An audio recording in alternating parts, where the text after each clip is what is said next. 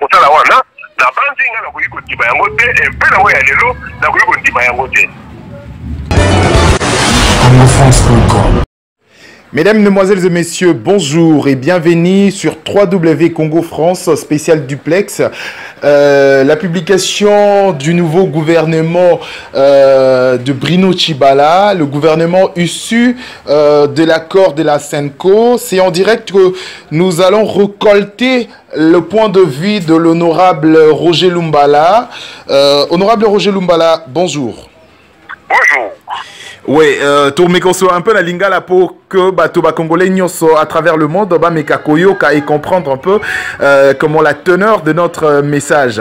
En fait, la publication du nouveau gouvernement, il y a plutôt, il y a Bruno Tshibala, le Premier ministre, le gouvernement issu de l'accord et à Sainte-Coupe. Impression na d'abord Ezanini.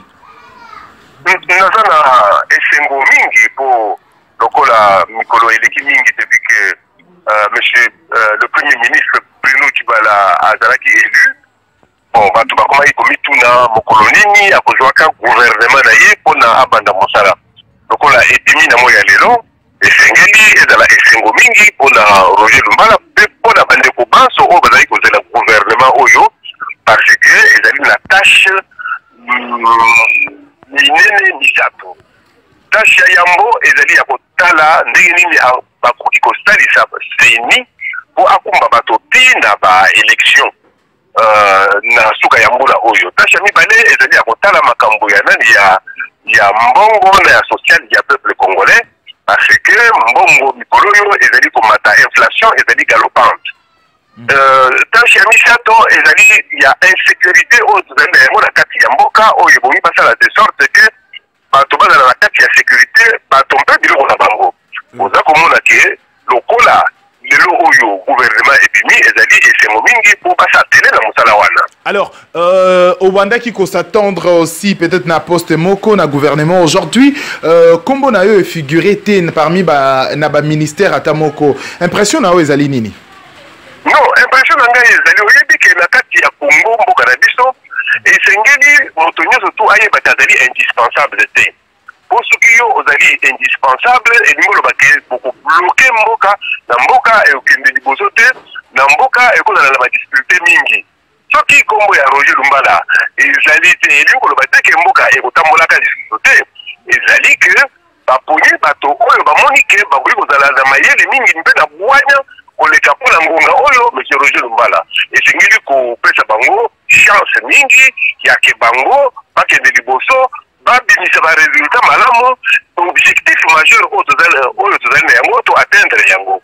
Alors aujourd'hui il faut qu'on le que mon mboka honorable Roger Lumbala ozongaki na Kinshasa, c'est par rapport il y a accord Oyo mise en application à accord Oyo et aujourd'hui lelo déjà moi antagonisme et opposition et cotipé entre Yona Batumisusu y a opposition ou IDPS d'un côté ça t'est qu'on tourne le dos aussi à accord Oyo et puis un peu privilège ya kozonga esuna Congo.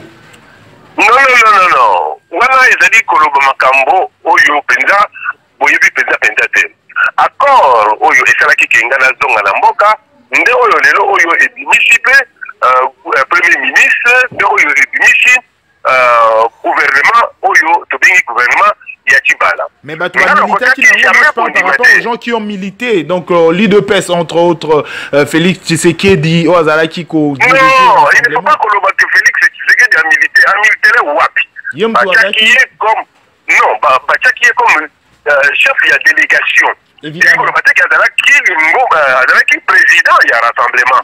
Ndembe pa oyo ekoti na tango ekomike bango balingi ko bongo na makambo bacha yango ke ye akoma président ya rassemblement na ndeko Pierre Lumbi akoma mokonzi ya conseil des sages pour remplacer Mobutu Tshisekedi nde na ngonga wana makambo mabongwami bato to sepela kite nyango na to plan tozaki position oyo biso tozaki wana oyo ekomiki na moya lelo na résultat oyo tozarango naza koloba ke ngai na tiaki jamais mokongo na bato mais naza koloba ke nga na boyi tina moya lelo naza koloba ke na kuki jamais kondima makambo ndenge bango lolenge oyo bango baselelaki yango wana mpona bengaka leki na ngai moto oyo naza kobenga Félix Etienne Tshisekedi mpona koloba Félix Tshilombo Tshisekedi mpona kolobela eke makambo oyo ozolinga kosala wana na banzi nga nakoki kondima yango te mpe na oyo ya lelo nakoki kondima yango te. Oui. Alors, d'un côté aussi, question Moko, Ezali, question pertinente, ou peut-être Batubeli, Bazali, Komituna aujourd'hui. N'a parmi séjour, n'a Mikolo à séjour, n'a yo, tant aux ala qui n'a à l'étranger. Est-ce que vous, au militaire qui au moins pour n'a aucun de ko somba quelque chose, ou tout pour n'a comment qu'on a bien et un mot cannabis au Congo? N'a yo qui vraiment moutoula n'a yo malamoute. Na militaire pour n'a ko somba et l'eau ya. Aucun de ko somba et l'eau comment qu'on a Congo, awa pour na Congo pour na bien la population congolaise. Mais est-ce qu'il y a besoin ya kokende kolukaka kosomba biloko mpona bien ya population congolaise te nazali gouvernement te mais nakoki kosomba eloko soki nga nalingi kosala mombongo différence ezali monene yango wana donc nakoki jamais eloko moko non naza koloba boye naza kozongela yo mpe eyano nga nazali gouvernement te mpona kende kosombaka biloko ya kopesaka bacongolais mpona bonheur na bango bonheur ya peuple congolais ezali na maboko ya gouvernement congolais mais kasi na motuna na yo naza kocomprendre mpenza yango te limbolela ngai yango nayoka yango malamu. Parce que le bio des gouvernements aux unité, une vidéo qui fait la une à les réseaux sociaux en disant le répondait que Kenaki Moscou pour n'avoir somba bambala. Mais kasi soki ezalaki likambo ya Moscou esengelaki nde olo belangai yango napesa oke réponse oyo napesaki yango wana landa obele réponse wana nazali na réponse mosusu ya kopesa yo te ndeko. Alors, merci, honorable Roger Lumbala. Et le comment qu'on le belaba congolais nyonso bazali kolanda biso na 3W Congo France à ce net moment. Par rapport aux élections, la CENI, jusqu'à présent, par rapport à Makambo Zali Kolekana Kasai, Kamwenon Sapu, CENI Azali comment a une précarité na organisation d'élection, na zone. Impression na Yoko Zanini, est-ce que l'élection aura lieu na 2017? Quel que soit le problème, na Sakoloba, élection, et qu'on s'alimaka na Mboka na biso. Quels que soient les problèmes. Mais pour plus aller au détail, il y a en 2017, Wanande la coquille pour plus aller au dépôt. Le Nangonga, on a d'abord sur le Nayo, n'a pas confirmé que ils que na tête ya accord, le coup de Salamaki, élection et vous na Souka Yamboula Oyo. Mais est-ce que c'est ni Oyo Azali Kosala Makambo Oyo? Est-ce que à Koko Kisayango, est-ce que Premier ministre Bruno Tshibala, Oyo Azali, Premier ministre Sikoyo, à Koko Kakozo Mbongo, Oyo Kosala Satelier, à Salamini élection, na date wana, na bandi, Yemoko Kagani Mouto a apprécié Yango, Yemoko Mouto a relevé le peuple congolais, Tibanango, peuple congolais, a jugé le Makambo, il y a le Biwate, il y a Koloba.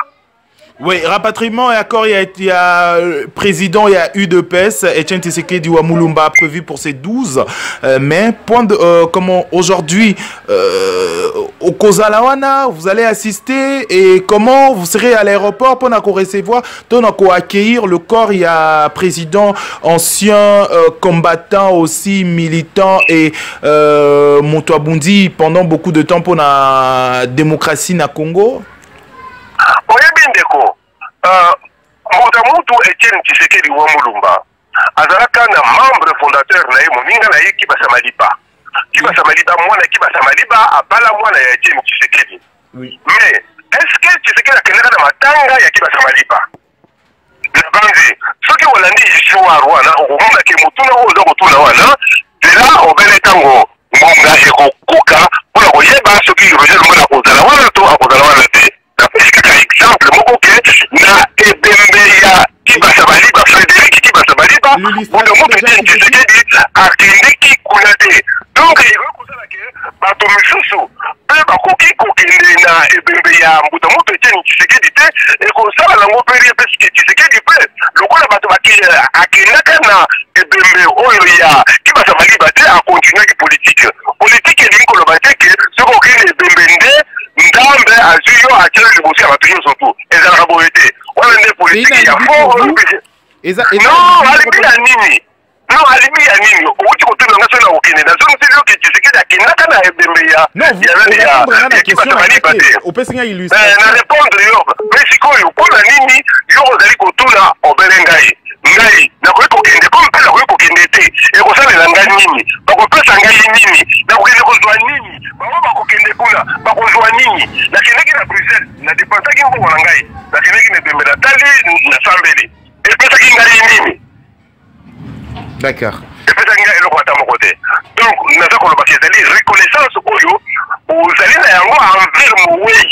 Mais les alliés que Kolobaki soki ok na ebembe par on ne peut rien. On ne voit rien. Est-ce que vous comprenez? D'accord. Merci, monsieur l'honorable Roger Lumbala.